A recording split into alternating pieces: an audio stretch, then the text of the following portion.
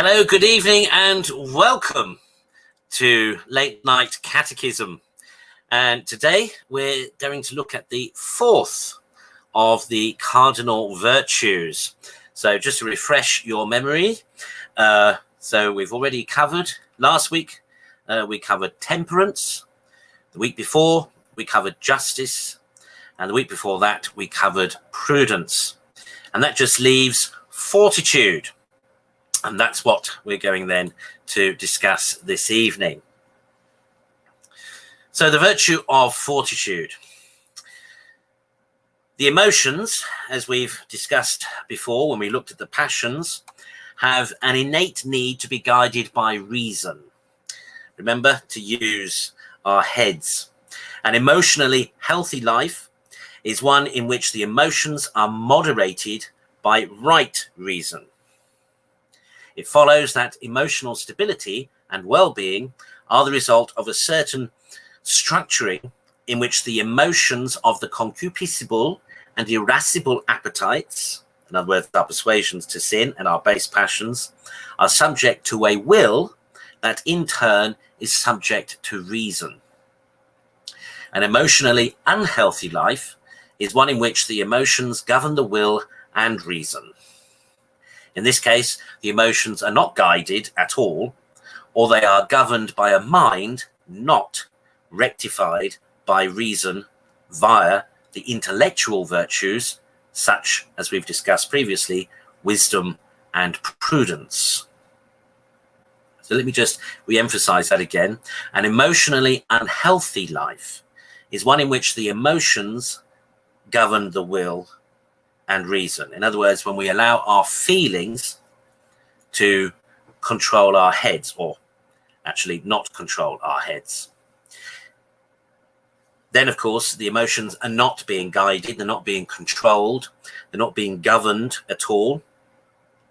And this is especially true, of course, when then the intellectual virtues of wisdom and prudence are not being applied. There are a host of emotions that are left out in the treatment of temperance and its various parts. Temperance we reflected on last week, namely the emotions of the irascible appetite, which include fear, daring, hope, and despair. Life brings with it all sorts of difficulties, and it is through these emotions that we relate to them. To relate to these difficulties well requires that these emotions be moderated by the appropriate virtues, namely fortitude and its parts. Now, the greatest achievement of love is to learn to love the other as another self. I'm going to just re-emphasize that again. The greatest achievement of love, of charity, is to learn to love the other as another self.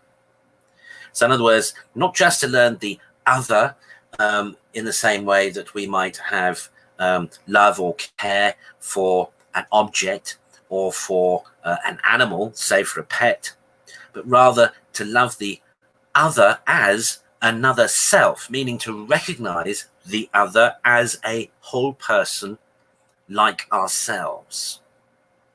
Now that may seem perhaps an obvious or a very simple thing to say, but actually, when you think about it, a large part of the problem that we experience in various different kinds of relationships and interactions in our lives comes down to this issue of not always being recognized nor recognizing the other as a real person, as a whole person. In other words, not equating the other with the same appreciation that we have of ourselves. This perhaps is beautifully demonstrated, if beautiful is a word for it, in social media, where quite clearly you can see in the interactions that people have sometimes with each other that they are not regarding the other as an appreciable person of innate dignity and worth as they have that regard of themselves.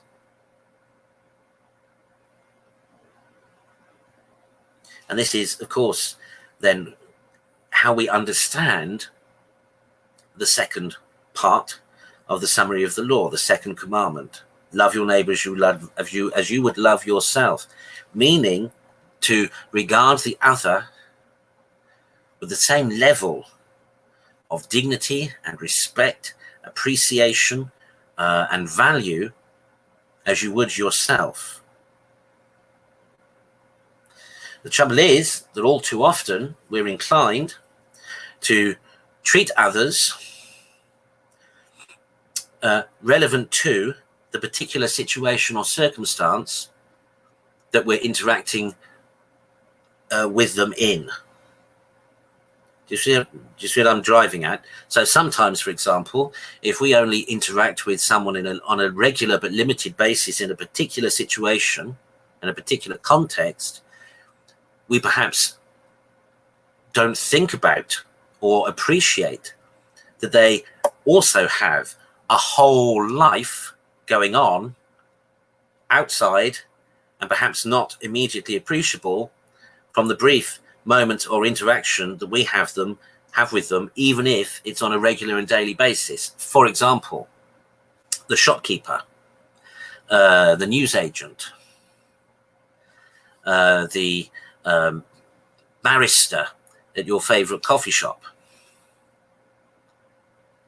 We tend, don't we, to pigeonhole people rather than appreciate and remember that they are whole people, whole persons,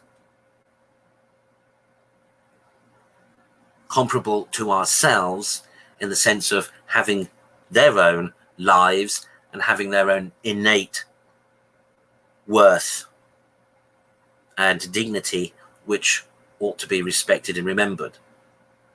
Now, of course, the problem is that we don't just have this lack of appreciation for others in those sort of limited contextual situations. We often sometimes have that lack of appreciation for friends, for family,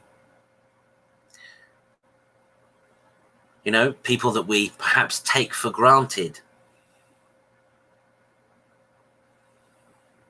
Not always remembering and recognizing and appreciating that they are a whole other person, a whole other self.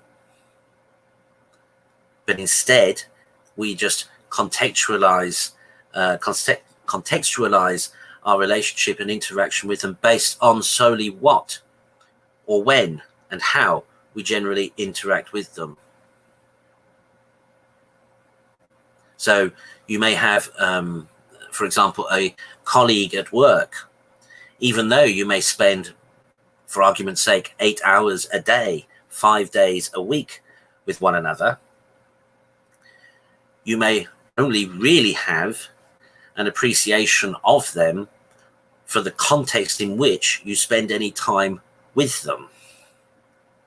And so, you know how it is sometimes. You'll suddenly discover through random conversation that they have a hobby that you would have never associated them with, or some other random piece of personal information from outside the context, the usual context and environment in which you know them, which comes as a surprise, and you're suddenly aware that actually, there's a whole other aspect to this person. So with all those thoughts in mind, let me reiterate again. Of charity is to learn to love the other as another self. Our perfection consists in the possession of God in knowledge and love. A perfect love of another is thus one that wills that the happiness of knowing and loving God befall him or her. So in other words, to love the other perfectly is to desire for them the happiness of the knowledge of God's love for them. That is the greatest love, we might say, the most perfect love that we could hope to demonstrate and engender, so that another can know the true love of God.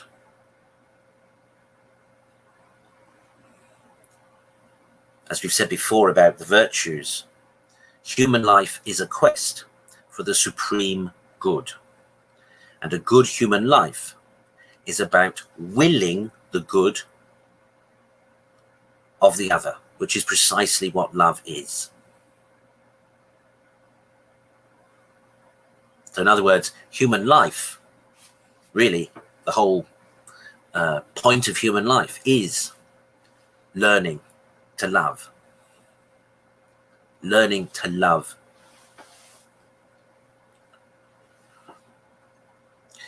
Now, the virtue of temperance, as we said, is not enough for emotional well-being, since temperance deals with the greatest pleasures, not the greatest difficulties. Remember, temperance deals with those things we really like and enjoy, and temperance is about measuring our enjoyment and our appreciation of them so that we don't become possessed or obsessed by them. But temperance doesn't address the greatest difficulties. Rather, it belongs to fortitude, to remove the obstacles that withdraw the will from following reason on account of difficulties that give rise to fear and sorrow. So fortitude removes those things that prevent our will from following, adhering, paying heed to reason on account of our emotional response of fear or sorrow. But now, love, of course, is difficult to achieve. It is difficult in general, only because love is channeled through virtue, and virtue, of course, is difficult. In other words, it can be very easy in one respect to love. We very quickly in English say, oh, I love this, or I love that, or I love you. But it's very difficult to love truly. It's very difficult to love appropriately. It's very difficult to love as we ought to love, which of course is the desiring the supreme good of the other. That's where the virtues come in. The virtues are designed to enable us to be the best we can be, and that means to desire the best, the supreme good for the other, which of course ultimately is to know God's love.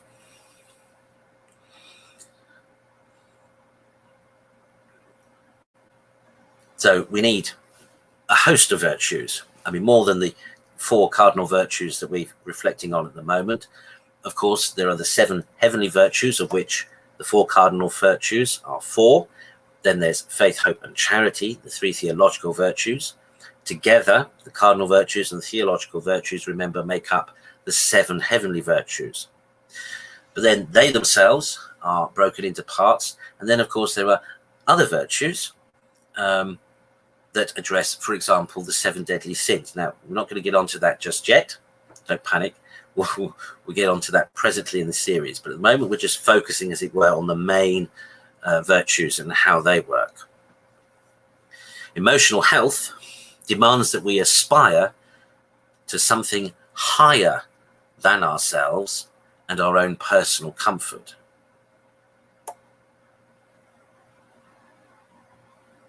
It demands that our life becomes a quest for the supreme good. Of course, for God. It is this quest that brings movement and meaning to human life. It is true that any goal endows our life with movement. You know, we set ourselves a goal, a target, and we move in our life toward it. And that's a certain meaning comes with doing that. But a truly good life is one that aspires after what is truly good. And thus, it is not possible to achieve an emotionally healthy life unless one aspires after what is truly good, and that means truly larger than ourselves. So in other words, the good, of course, we're talking about that we aspire to is not that good that just satisfies us. True charity, true love, true good is outside of ourselves. The ultimate good, of course, the supreme good is God, who is Deus Caritas Est, God who is love. And it is for us to realize true love, the supreme good, is to desire it for another. Some of you may remember my teaching before about, charity begets charity. That God desires each and every one of us as Christians to generate love, the charity, the love that binds the Trinity in unity. By extension, by invitation through Jesus Christ is extended to us, that we may be bound in unity, in charity with the Trinity. And then the idea is that love, which is that true love, is such that it cannot exist only for itself. Indeed, it is a selfless love. So that we are supposed then, having been united with the Trinity in that selfless charity, should then be generating more selfless love toward others, inviting them by extension again to become one in union with the Trinity, bound together again by that charity, and so on and so forth. It's literally why we exist. We ourselves are an extension of God's selfless love, of that charity that binds the Trinity in unity, that just keeps giving and giving and giving and giving of itself. We are an extension of that. We are created by and from and through that, and in turn are called to perpetuate that to others. And of course, the typical hedonist today does not aspire to anything larger and higher, but settles for feeling good. You see the difference? The hedonist, the selfish person, as it were, is not interested in anybody else's benefit. They're not interested in anybody else's satisfaction, or only so far as the other's satisfaction suits and gives them satisfaction.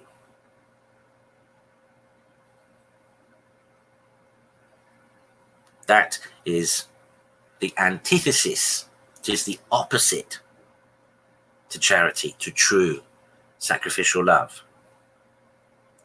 True love is about sacrifice, is about giving, is about being selfless. The love that most people practice and think of as love is a love that pleases and satisfies themselves, and is only extended as far as to those who are able to return the same. So it's a kind of reciprocal love. And if you think about it, most relationships amongst people are based on that sense of reciprocity. I love you because you love me, and you love me because I love you. Whereas the supreme good, true love, true charity, is selfless, is not interested in what it can receive, but will love anyway.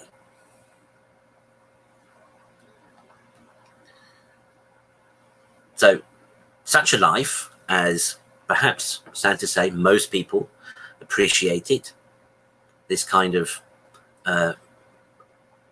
reciprocal, superficial, as it were, love and interaction, you don't require the virtue of fortitude for that. You don't require fortitude to love yourself.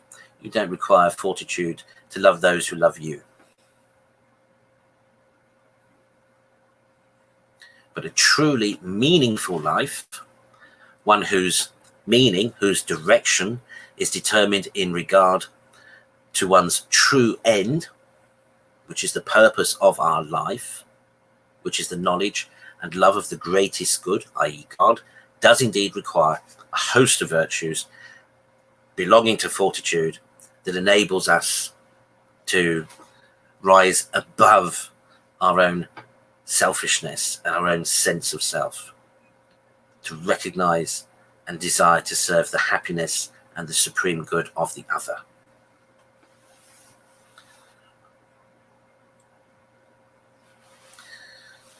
So fortitude binds the will firmly to the good of reason in the face of the greatest evils. And the most fearful of all bodily evils, of course, is, what are most people afraid of? Death. And so the very idea of fortitude presupposes that there are certain things we should love more than our own lives. Certain things we ought to be willing, as it were, to die for. We hold that the human person ought to love what is larger than themselves, namely truth, justice, and the common good of the social whole. As a Christian, we ought to love the good of the entire community, so much as to be willing to expose ourselves to the danger of death for its sake. We might argue that we ought to love God, who is truth, more than ourselves, and be willing to expose ourselves to others, to expose ourselves, not others, to the danger of death for God's sake, for his cause. This is encapsulated in Christ's own words in St. John's Gospel. No man hath greater love than this, that he should lay down his life for his friends. And that, of course, we see Christ himself accomplish on the cross. Christ dies that we might live. Christ dies that we may be reconciled with God. Therefore, Christ's death enables the supreme good of everyone, because the supreme good for everyone is for them to know the supreme good, which is God.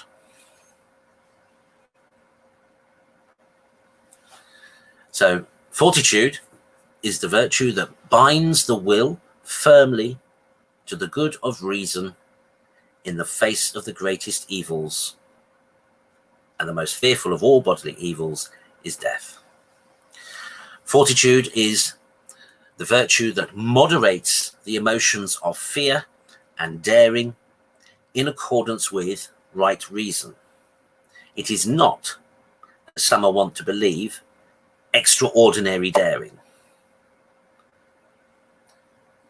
Sitting in a bathtub full of deadly snakes or jumping from one speedboat to another are acts of daring, but they're not acts of fortitude. Had the person been attempting to rescue a little girl trapped in a pit of snakes, or a man unable to steer the speedboat as a result of a heart attack or a stroke, then we can speak of fortitude. But not without the pursuit of the good. So Aquinas writes, fortitude strengthens a man's mind against the greatest danger, which is that of death. Now, fortitude is a virtue, and it is essential to virtue to tend to good. Wherefore, it is in order to pursue some good that man does not fly from the danger of death. But the dangers of death arising out of sickness, storms at sea, attacks from robbers, and the like, do not seem to come on a man through his pursuing some good.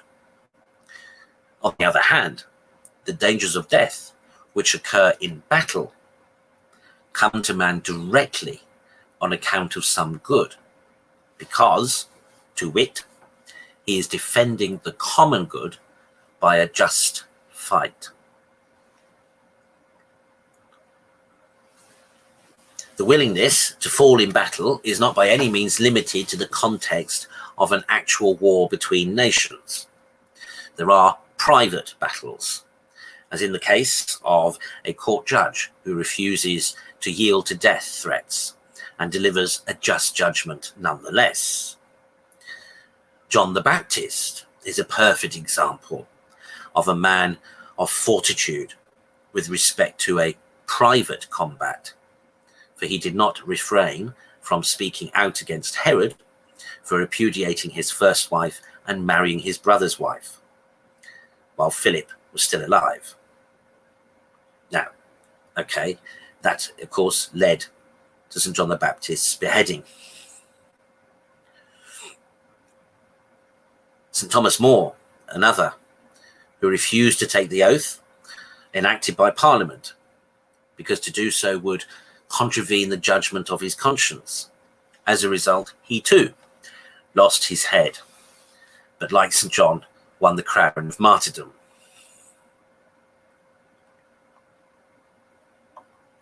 So you see, the virtue of fortitude is not just about daring do.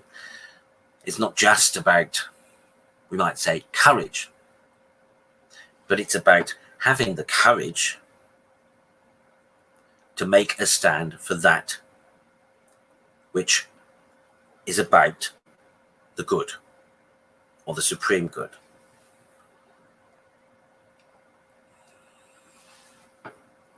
Another example might include a bishop or priest's refusal to provide a funeral mass for an unrepentant mafia boss, again despite death threats from family members.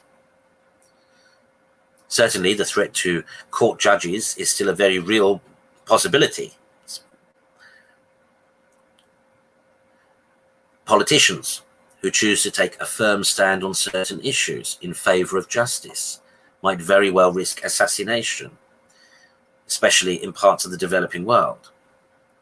A fireman rushing into a burning building in order to save lives, knowing that there is a very good chance he will not come out alive, is absolutely an instance of fortitude.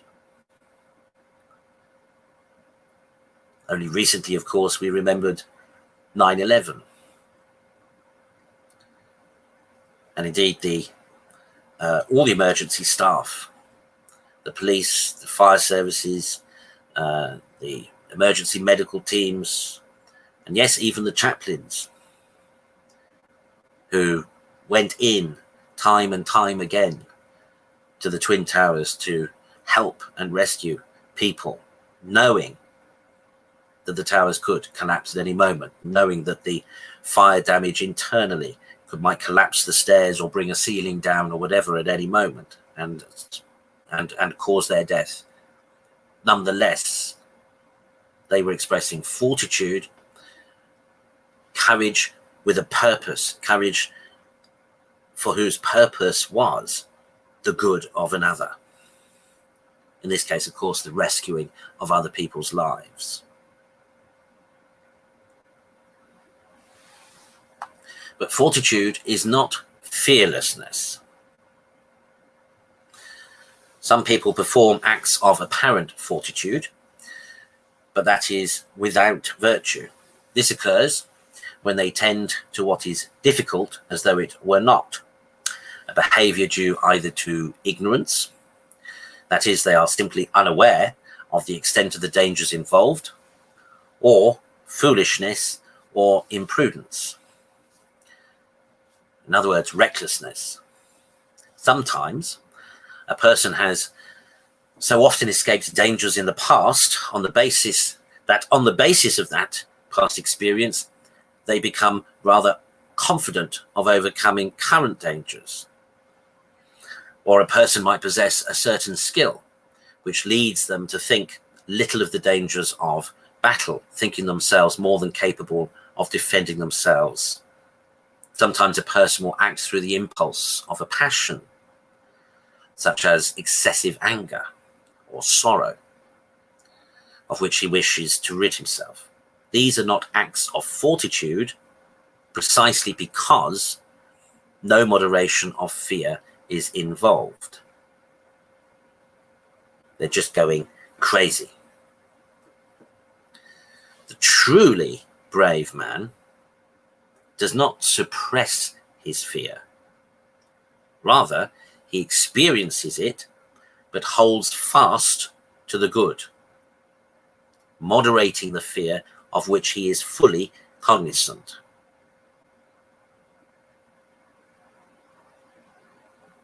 The truly brave individual does not suppress their fear. They experience it, but they hold fast to the good end, to the good goal. And so they moderate the fear of which they are fully cognizant of, fully aware of. The principle of fortitude is to endure, whereas aggression or attack is its secondary act. For enduring fear is more difficult than attacking evil through daring. Enduring fear is more difficult than attacking evil through daring.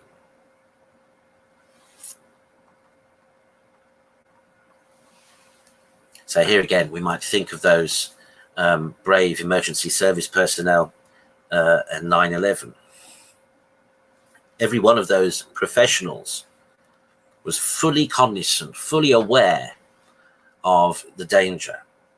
And yes, therefore they were fearful. But the virtue of fortitude moderated their fear, their desire to do the supreme good and to effect the supreme good for others, moderated their fear, controlled their fear, didn't allow them to succumb to their fear.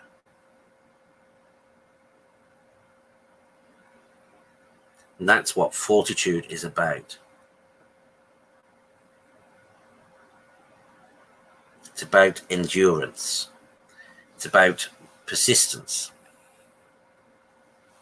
It's about steadfastness.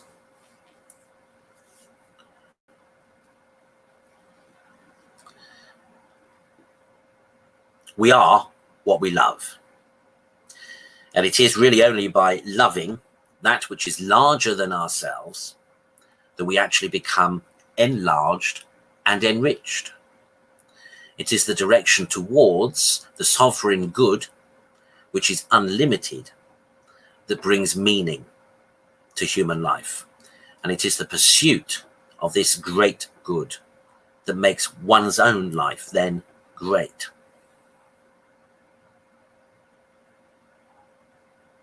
And if you think of the various personages throughout history, of people who were considered really great people,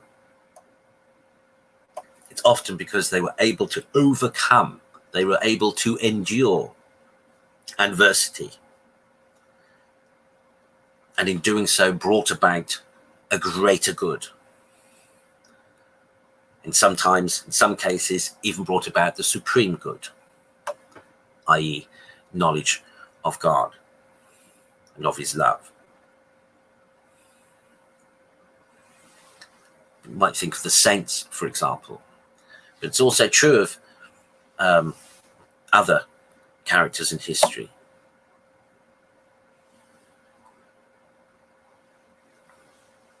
So, in other words, for us to become great, in other words, for us to become the best of who we are, means that we have to desire something, that supreme good, which is greater than ourselves. And by doing so, we become enlarged and enriched in the process.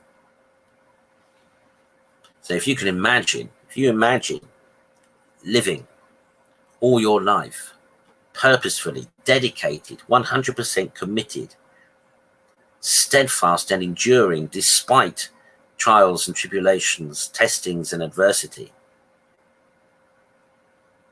you will have achieved a great thing.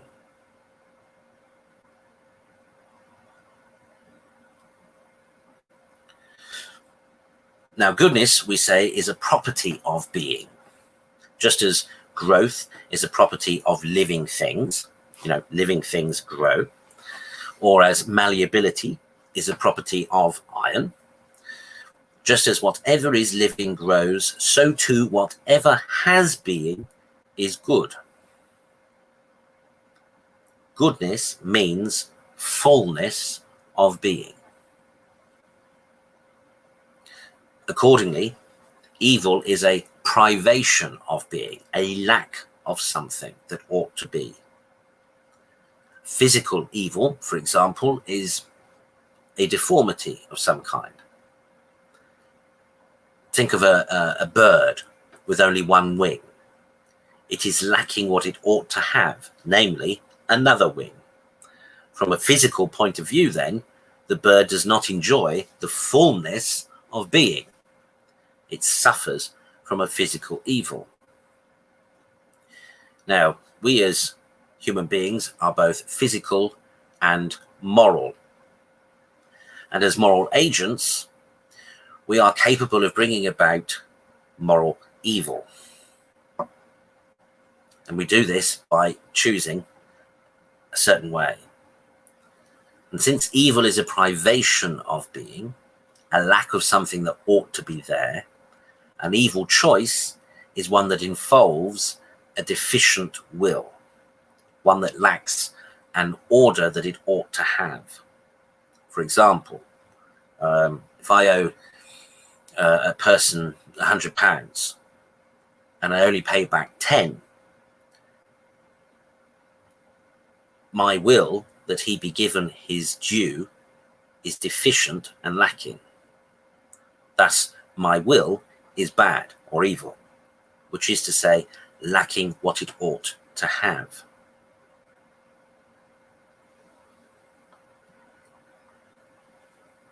Now,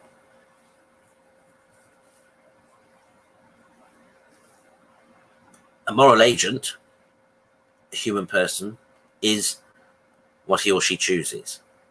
We become what we choose. Our character is established by the choices that we make. In making an unjust choice, I become an unjust man. In choosing to lie, I become a liar, a person who is untrustworthy. In choosing to kill, I become a killer. In short, in choosing deficiently, I become deficient. That is, my character is deficient.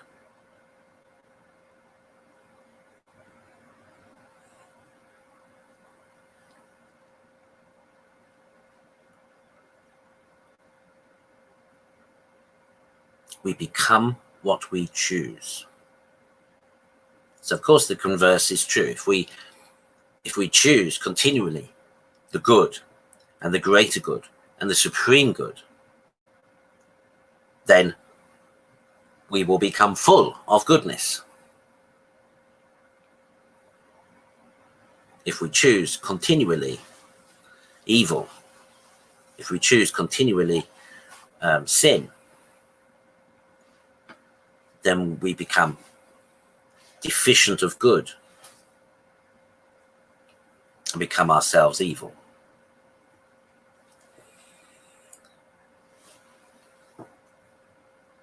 Now, you may recall our Lord himself says something very similar in Scripture. It is better to have good character and be missing fingers than it is to have all 10 fingers and be a morally bad character. The evils of the body are more to be feared than the evils of external things. It is better to lose all 4 tires than all 5 fingers. So it is unreasonable to incur evils of the soul in order to avoid bodily evils. Evils of the soul are more to be feared than the evils of the body, because the body is destructible, the soul is not.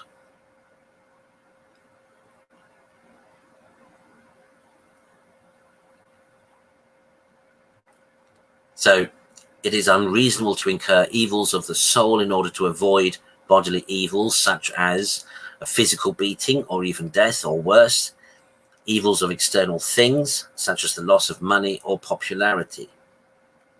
So too, it is unreasonable to endure bodily evils in order to avoid the loss of money or honors from those of questionable character.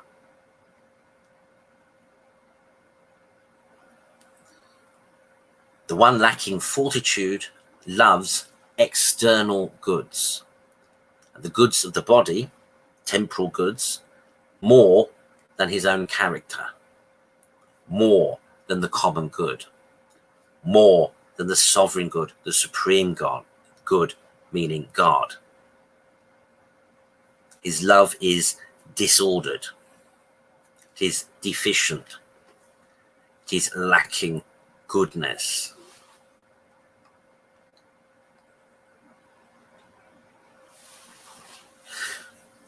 Now, the object of the will is the good. The will is drawn to something only because it sees it as a good.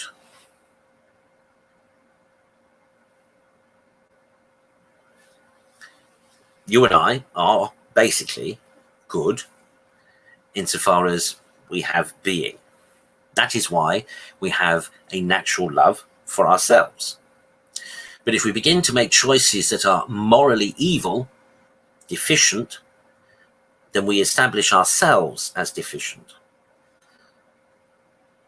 But we do not love what is deficient. If we have any love for something, it is only insofar as it is good. And for argument's sake, I might love a new car as far as it drives well and has good mileage, but the brake lights are smashed and there's a large dent in the passenger door and it's missing a back seat.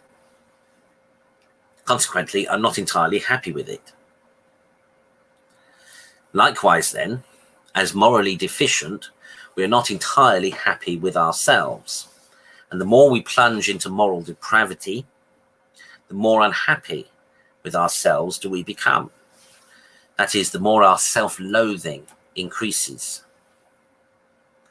Thus, the one who lacks fortitude cannot but loathe themselves from the very depths of their conscience. What we loathe is this small moral stature. And that's why such a person can never enjoy the peace that they seek to maintain by refusing to endure the difficult and the fearful. Such a person has allowed their fear to veer them off course.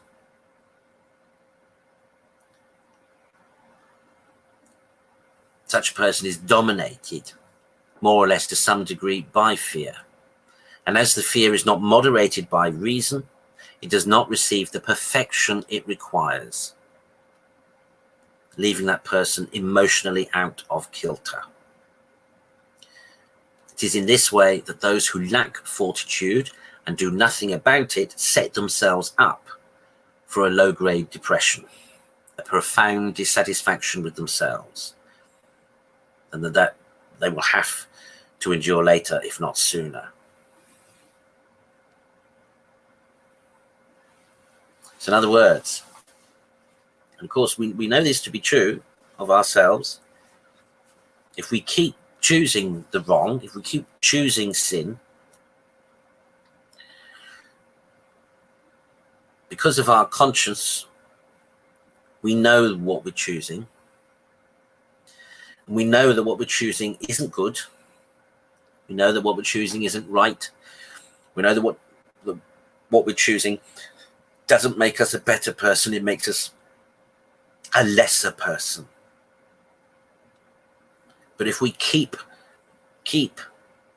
allowing ourselves to go further and further down that route of more and more, further and further, bad and wrong and evil decisions and behaviors, we're eventually going to reach a stage where our emotions become so deficient, and our lack of appeal to reason, which is how we have fallen into this state, because we've ignored our conscience, because we've ignored any sense of higher perspective, higher moral perspective, we are likely to fall into the vortex of ever-decreasing circles of despair, of self-loathing, of depression, of lack of self-worth.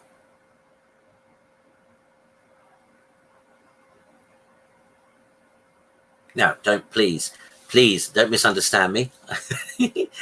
We're not saying that people who suffer from depression are there for evil. That's not what we're saying.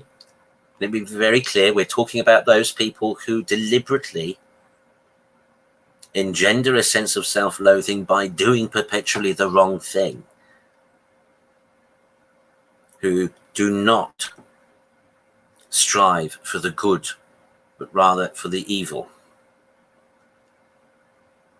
They think, of course, and their initial motivation is they think they are achieving a good for themselves, meaning the satisfaction of their passion, or the satisfaction of their desire.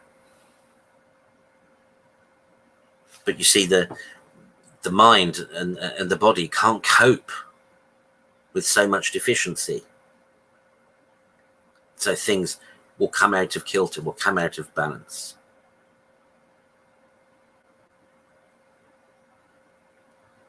I mean, sad to say, this is something observable in those who have been involved with crime for most of their lives.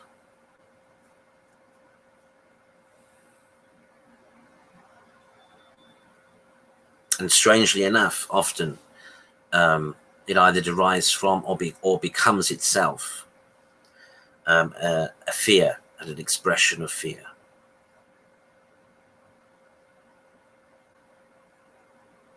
Sometimes even fear of themselves, because of the depravity sometimes that they are capable of, because of that deficiency so far removed from goodness.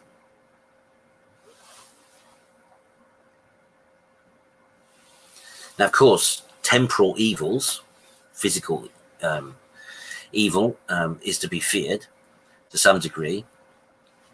Love of temporal goods can be reasonable. That is, when they are not loved so much for their own sake, but for the sake of higher goods. So, like we were saying last week, retemperance. You can love food.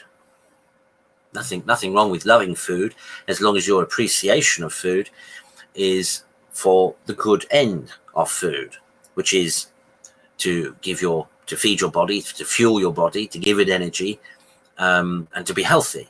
That is the good end of food. Temperance moderates that appreciation and love for food. When it comes out of balance, when we begin to love food more for food's own sake, rather than necessarily for the good that food can do, then we get into trouble. Then we fall into gluttony. It is reasonable to fear, for example, the loss of one's house, because a house can be instrumental in attaining higher goods, such as the goods of virtue.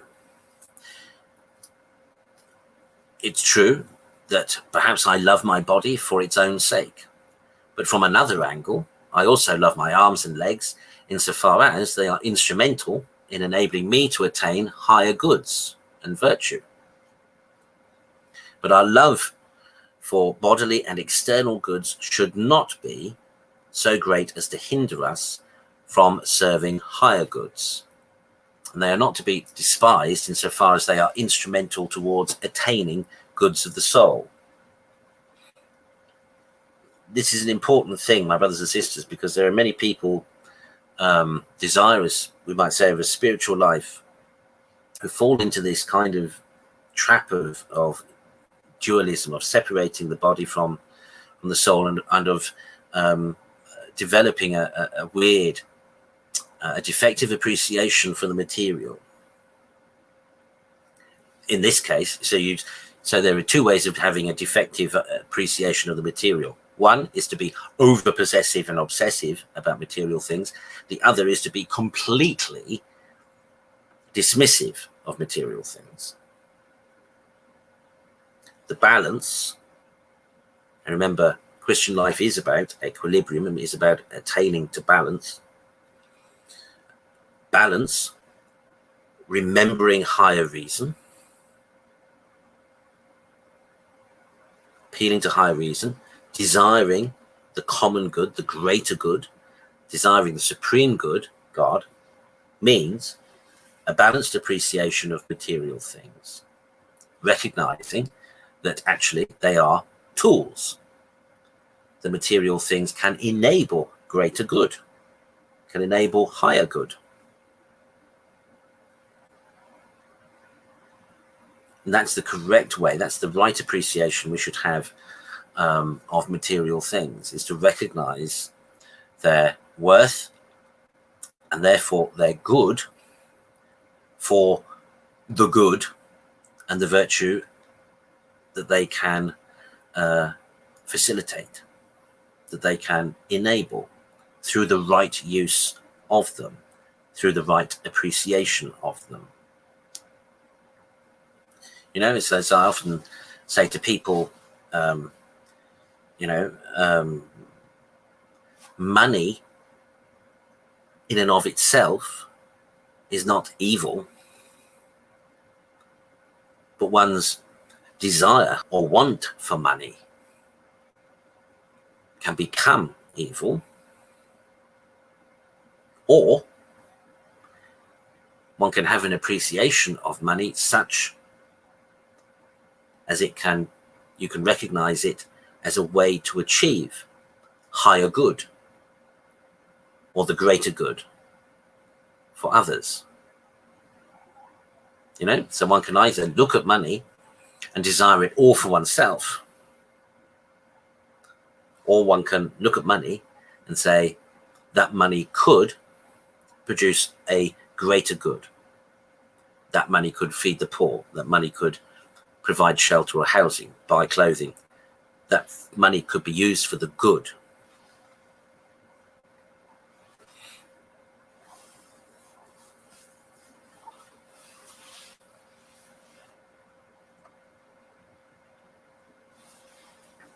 Now, we're coming towards the end of our hour, so I'm just going to finish on this. Magnanimity. Anyone who has worked with teenagers knows that the happiest and most emotionally healthy of them are those who aspire after great and honorable ends. And certainly not all of them do, but it is not uncommon to see hordes of teenagers loitering every night in a local park or a shopping centre, doing very little with their lives, if anything at all. This is pusillanimity, or smallness of soul. And this rather pusillanimous existence is, of course, not limited to teenagers. Many adults have settled for a very small existence, which usually includes, but does not seem to go far beyond, a house with a well-manicured lawn, a colourful garden, a cottage perhaps, and sometimes a life that deliberately excludes children, but not pets. Now, these things are not evil in themselves. Rather, it is the lack of aspiration towards what is worthy of great honour that is small and deficient. The emotion that suffers in this case is the emotion of hope. For the virtue of magnanimity perfects hope and involves a stretching forth of the mind to great honours. There is no emotional wholeness without such a stretching forth to the great. Many people are under the false impression that striving after great honours is about the pursuit of financial success or wealth. The reason is that financial success is what our culture tends to honour most. In a hedonistic culture, in which pleasure is regarded as the principal good, a life in pursuit of wealth is the only life that makes any sense, for wealth buys pleasure.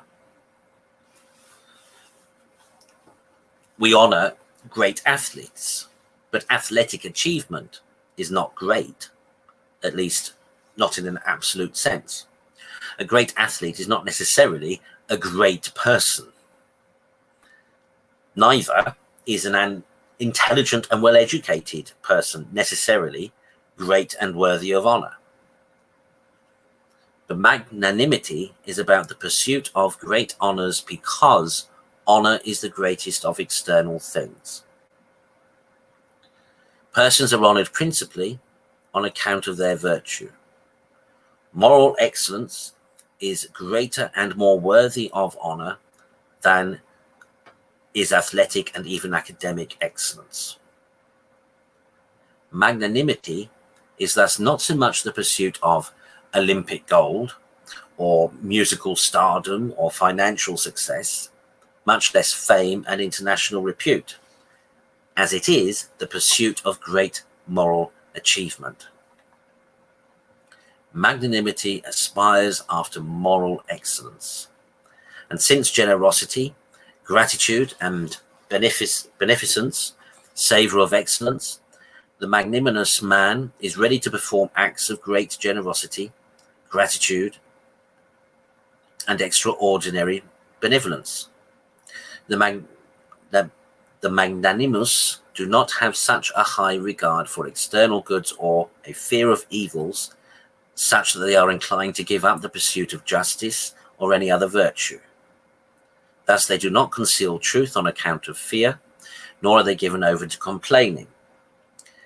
Bellyaching betrays a defect of magnanimity, in that the mind gives way too readily to external evils. Such vices are contrary to moral excellence. Neither do the magnanimous despise wealth or great repute. They regard them as useful for accomplishing deeds of virtue. That is why they do not love them so much that they are willing to forego virtue for their sake. Hence, an emotionally healthy and truly magnanimous person is neither very joyful at obtaining such goods, nor terribly grieved at their loss. Now, every virtue brings a certain beauty to human character, but magnanimity adds a certain luster, you might say, over and above the others, giving them an added greatness, thus raising the stature of human character. That is why the magnanimous have a beautiful character that, by virtue of the unity between matter and spirit, manifests in the countenance. Literally, their soul shines through.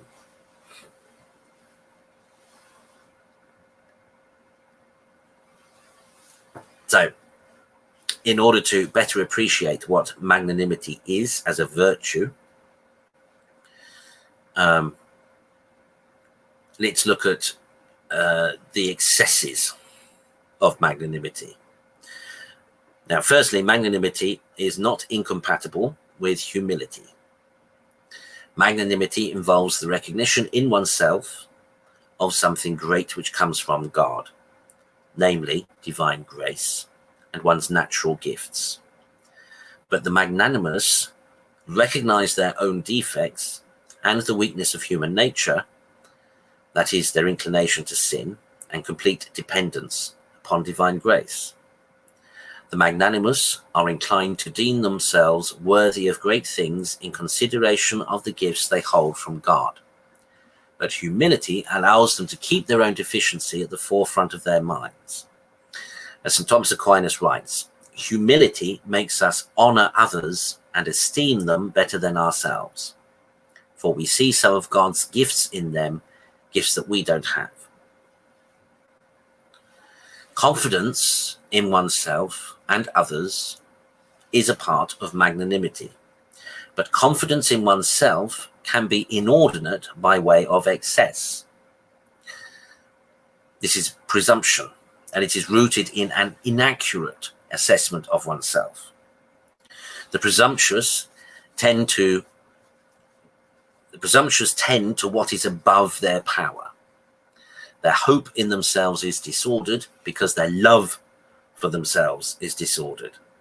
That is why presumption tends to go hand in hand with personal pride and the inordinate love of one's own excellence. Pride, of course, we know, is the mother of all sin. Having absolutely no confidence in anyone is certainly not a sign of emotional health either. The other extreme, overconfidence in others, stems from a lack of sound observation and inability or refusal to see the defects of others. This flaw can sometimes be disguised as virtue, that is, as a positive disposition. But there is nothing virtuous in being positive about a situation that has not been properly assessed, just as there is nothing virtuous in being negative when there is much to be confident about. The quest for honor is inordinate when a person desires the recognition of an excellence that he does not have, thus wanting more than his fair share of honors, and when a person desires honor for himself without referring it to God. The latter amounts to a lack of gratitude, which is part of justice. Finally, the quest for honor is inordinate when it is pursued for the sake of being honored, as if to rest in the honor itself. This is ambition. But the truly magnanimous do not love themselves more than others. Rather, they love the other as another self, and for God's sake. They desire the recognition of their own excellence only to the degree that it would profit others. The heart of the ambitious rests in honor itself, without reference to the profit of others. Vainglory, which we touched on previously, is the inordinate desire for glory, to be known by others.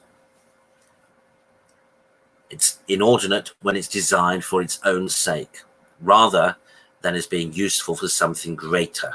For example, that God may be more known and loved by others, or that human beings may be made better on account of such knowledge. Mother Teresa, for example, was very well known, but she did not desire such a reputation, and yet her renown made innumerable people better. Indeed, in many ways, Mother Teresa saw it as a necessary evil, her fame, and necessary in the sense that she could use that, her fame, she could use her reputation in order to work a higher good, to work a better good.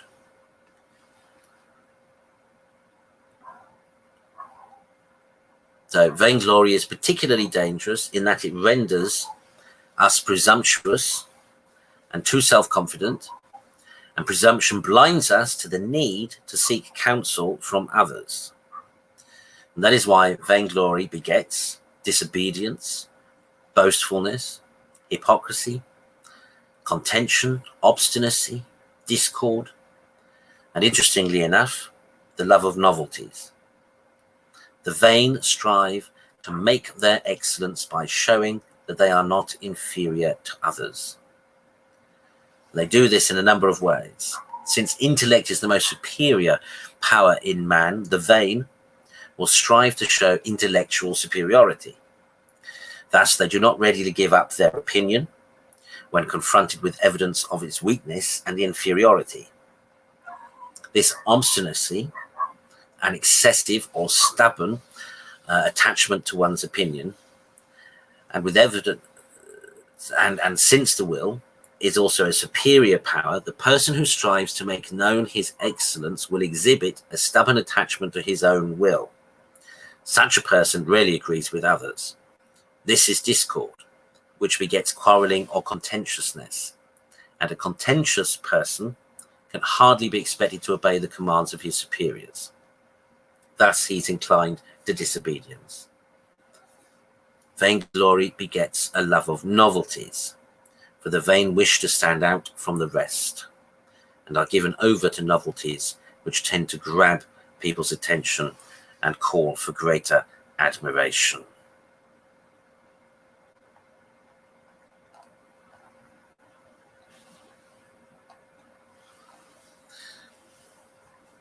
Patience.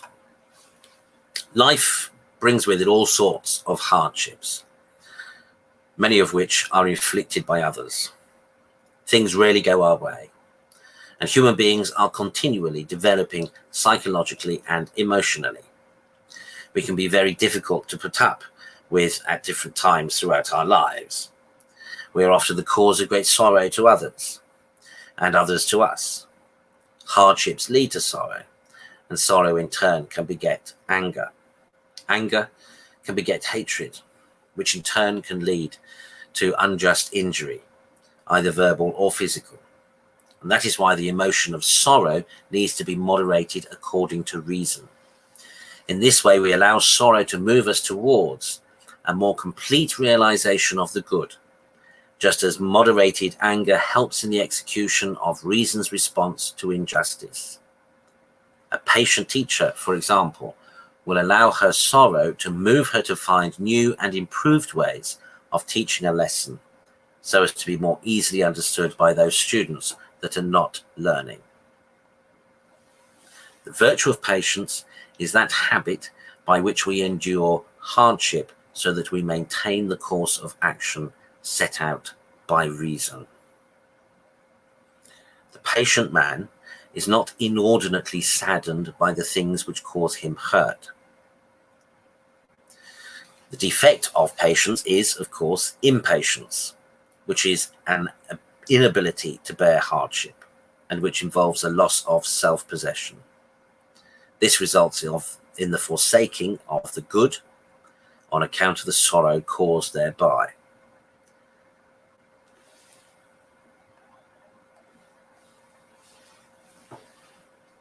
For example, many people regarded Robert Latimer as a courageous man because he had the nerve to murder his handicapped daughter and face the justice system in order to have the law against euthanasia changed. He was a daring man,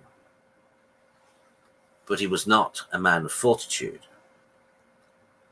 Latimer's actions could never have been a matter of fortitude because murdering a handicapped child is intrinsically unjust, and his decision to murder her bespeaks a lack of patience, an inability to deal with the sorrow caused by the hardships of raising a handicapped child. It is not inconsistent with patience to rise up against one who inflicts injustice. Patience is not spinelessness, the excess of meekness. The excess of patience is impassivity. The impassive do not allow themselves to be moved by sorrow. They endure it when they should not, thereby allowing the situation that is causing the hardship to perpetuate a situation that isn't necessarily unjust, but one that requires effective remedy. Moreover, there is nothing praiseworthy about patiently enduring harm against others, against the common good, or against the divine honor. Such patience is merely a front that disguises a cowardly and unjust spirit. Longanimity is the virtue that moderates hope in that it bears upon a good that is a long way off. The delay of the hoped-for good causes sorrow, which is difficult to endure, and so, in this sense, longanimity has something in common with patience. Perhaps we can call its defect brevanimity. The brevanimus might include those who begin projects enthusiastically, but leave them undone, or those who seem to always need a change. And perhaps the excess of longanimity is a kind of impassivity in which one fails to do what is required to bring about the good that is a long way off. Constancy is the virtue by which a person endures the toil involved in persistently accomplishing a good work. It belongs to perseverance, to persist in good for a long time until the end. Perseverance moderates the emotion of fear as it regards weariness or failure on account of the delay. It differs from constancy in that constancy makes a man persist firmly in good against difficulties arising from external hindrances. The defect of perseverance is effeminacy. The effeminate are ready to forsake a good on account of difficulties which they cannot endure. Delicacy, according to Aquinas, is a kind of effeminacy, and is thus a vice contrary to perseverance. The delicate, after considering the toil involved in a difficult task, will naturally recoil, whereas the effeminate are principally focused on the lack of pleasure involved in a particular work. The excess of perseverance is pertinacity, which exceeds the mean of perseverance appointed by reason. The pertinacious man persists inordinately in something against many difficulties. He desires the proximate end too much. The pertinacious and the effeminate have something in common, for the pertinacious shun the pain involved in not realizing the pleasure of the end that he loves and pursues inordinately.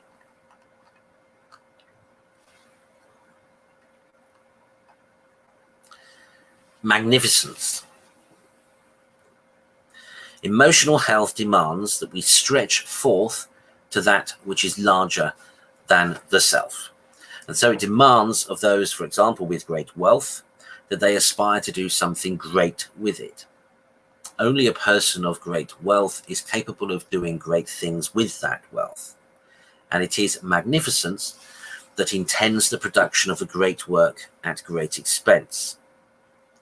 There is no end of human work that is as great as the honor of God.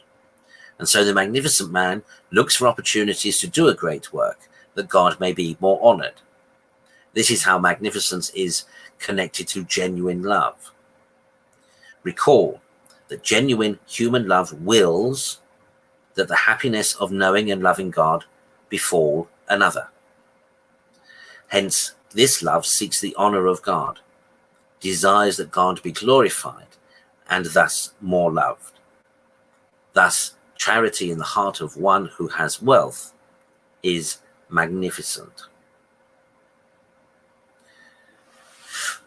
Now, things that pertain to my own person are certainly good, but better than my private good is the good of the civil community at large, for it is a larger good. But better than both are things that pertain to God. That is why a magnificent person who aspires to the largest and greatest will not choose, first and foremost, to be lavish towards himself, for doing so is not particularly great. The virtue of religion is the most perfect part of the virtue of justice. Religion seeks to render to God the honor and thanks we owe him. Thus, one cannot be truly magnificent without the virtue of religion, and by the same token, one cannot be emotionally healthy without the entire spectrum of human emotions subordinated to a will disposed by the virtue of religion.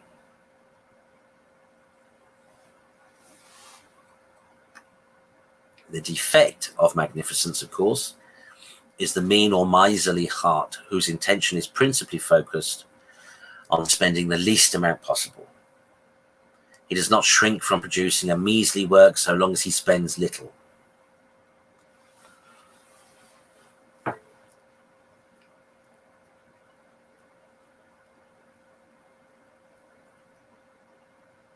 Now, here in Brighton, not very far from where I am now, is a great edifice of a church. It's the tallest parish church in the UK, 137 foot tall from the ground to the top of the cross. And many have remarked how magnificent that building is, how magnificent that church is.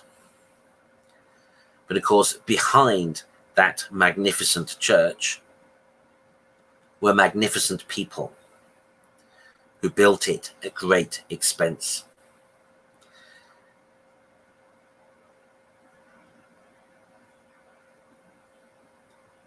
And yet there are other churches in the city built by wealthier people, but are not as magnificent. So in other words, although they could have spent more, they did not. They were miserly.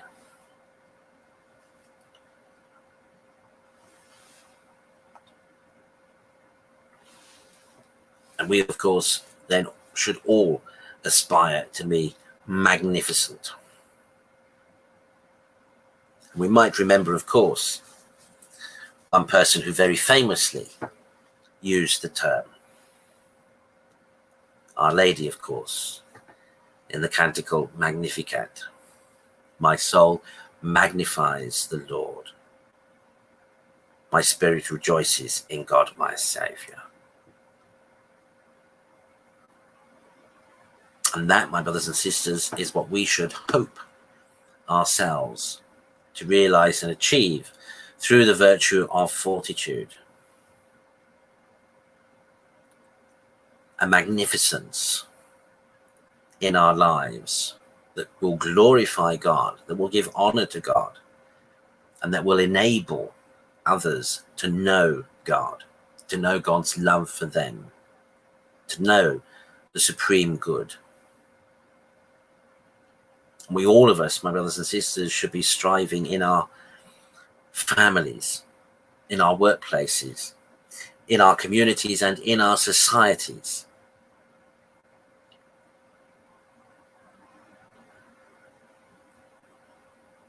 to realize and to manifest magnificence in the living of our lives for God, utilizing all that we have, orientating it towards his glory, using what we have to enable God's glory to be made known through desiring constantly the good of the other, by constantly recognizing and desiring to serve and enable and to bring out the best in each other, by ourselves striving to be the best of who we are. And that requires fortitude, strength, courage, persistence, endurance.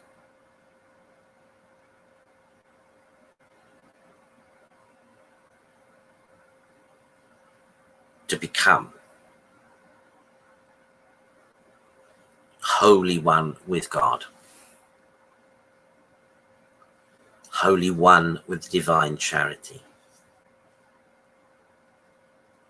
in order as to enable others to share in and to become one with God too.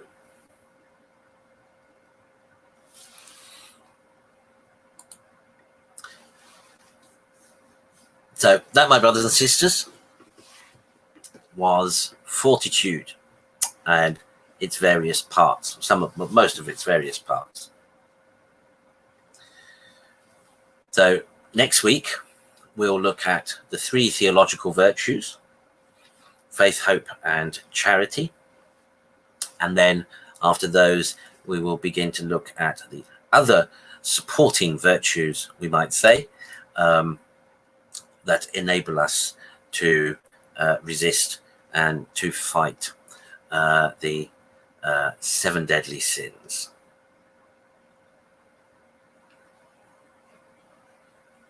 Of course, as always, please feel free to ask any clarifying questions. Feel free to message me or via the platform or through the comments. And also too, of course, it's always good to know if this all made sense and if this was helpful, because at the end of the day, the whole point of giving these conferences is, I suppose, I suppose, to realize some magnificence, as it were, through me to you, to enable you to be magnificent, that we may magnify God together through our lives, by leading virtuous lives and by leading lives guided by the virtues, in order that we can be the best that we can be as human beings. And that's really the key, again, to appreciating and understanding the virtues and the purpose of attaining a virtuous life. It is to be that, the virtuous man, the virtuous person, is the person who realizes true humanity.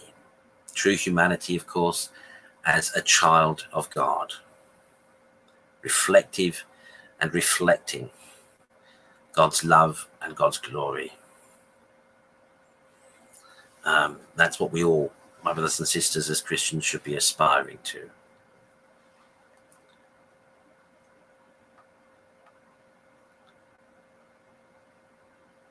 So, bless you all. Thank you for watching. The next broadcast, of course, will be tomorrow morning, the 8:30 Mass.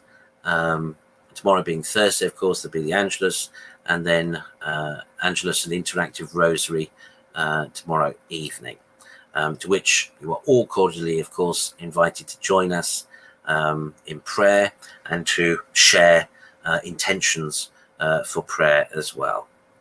As always, please like, as some of you have, and share.